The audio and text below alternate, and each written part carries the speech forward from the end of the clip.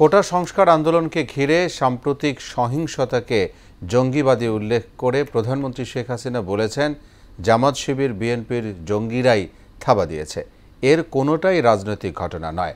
সোমবার সন্ধ্যায় 14 দলের সভায় দেওয়া বক্তব্যে এসব কথা বলেন শেখ হাসিনা। সভা শেষে আওয়ামী লীগ সাধারণ সম্পাদক জানান, জামাত শিবির নিষিদ্ধে একমত হয়েছে 14 দল। সিদ্ধান্ত বাস্তবায়নে স্বরাষ্ট্র ও আইন মন্ত্রণালয়কে নির্দেশ দিয়েছে সরকার প্রধান। রিপোর্ট করছেন নাসির উদ্দিন। কোটা আন্দোলনের আড়ালে দেশের বিভিন্ন স্থানে ঘটা সহিংসতায় আহত ও নির্যাতিত ছাত্রলীগ কর্মীরা সোমবার বিকেলে গণভবনে সাক্ষাৎ করেন প্রধানমন্ত্রী শেখ হাসিনার সঙ্গে। এ সময় প্রধানমন্ত্রী বলেন, সহিংসতার উদ্দেশ্য ছিল আন্তর্জাতিকভাবে দেশের ভাবমূর্তি নষ্ট করা। এদের মধ্যে যদি এতটুকু দেশপ্রেম থাকতো, এতটুকু দায়িত্ববোধ থাকতো, তাহলে এতটা করতো না। যে বাংলাদেশটাকে আমি দিন রাত অক্লান্ত পরিশ্রম করি আজকে বিশ্বে একটা সম্মানের জায়গায় নিয়ে এসলাম, সেটাকে ধূলিসাৎ করে দিল।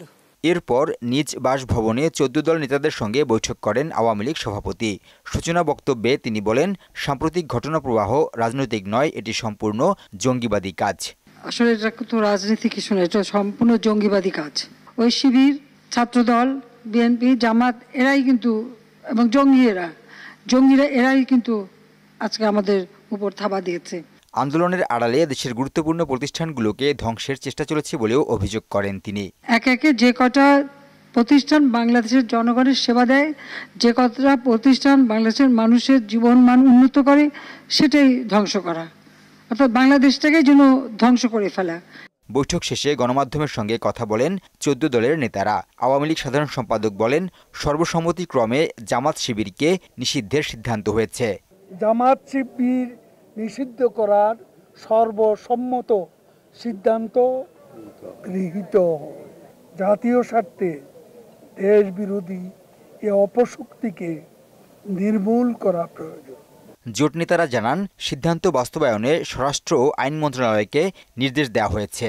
জামাত শিবির সংগঠনগতভাবে নিষিদ্ধ করা হোক, আমাদের প্রস্তাব দিয়েছি। আশা করছি দেশের প্রধানমন্ত্রী শেখ হাসিনা তার সরকার নিয়ে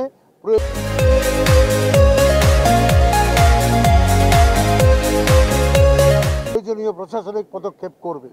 প্রধানমন্ত্রী এ ব্যাপারে তার প্রয়োজনীয় ব্যবস্থা গ্রহণ করবেন। নিশ্চয়ই 1-2 দিনের মধ্যেই আমরা এই সিদ্ধান্ত পাবো। সিদ্ধান্ত নেওয়া হয়ে গেছে, প্রধানমন্ত্রী সহ সিদ্ধান্ত নেওয়া মানে সিদ্ধান্ত এখন বাস্তবায়ন হবে। নাসির উদ্দিন, মোহনা সংবাদ, ঢাকা।